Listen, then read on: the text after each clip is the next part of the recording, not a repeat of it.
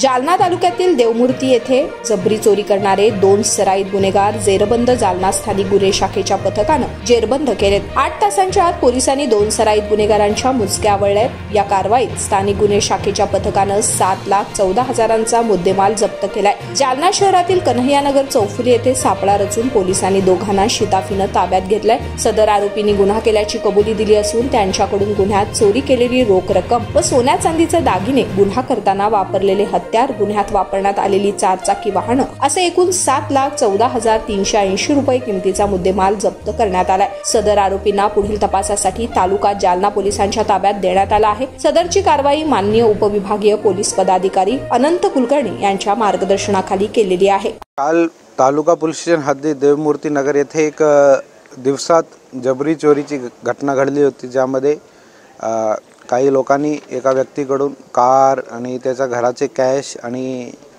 Gold वगैरे सगळा तो जबरदस्ती घेऊन गेले होते। लगेच आमची तालुका पोलीस स्टेशन आणि LCBची टीम त्यामध्ये ॲक्टिव्ह झाली आणि 8 तासाच्या आतमध्ये पूर्ण 100% मुद्देमाल रिकवर त्याच्यामध्ये केलेला आहे। 2 आरोपी त्याच्यामध्ये अटक केलेले आहे। दोघे सराईत गुन्हेगार आहे। 7 तारीखला म्हणजे 4 दिवस अगोदर नागपूरमध्ये पण दरोडाची घटना याच आरोपींनी केलेली आहे आणि अमरावती, नागपूर, यवतमाळ 3 जिल्ह्यामध्ये ही वॉन्टेड होते। सगळे ठिकाणी दरोडा आणि रॉबरीसारखे गुन्हे याच्यावर दाखल आहे। तसेच प्रत्येकवर 25 ते 30 गुन्हे एवढे केसेस सर्वांवर रजिस्टर आहे। एक मोठा गँग जो की नागरिकांची सुरक्षासाठी मोठी हानी करू शकत होता, ते पकडण्यामध्ये आमची टीमला सक्सेस भेटली आहे।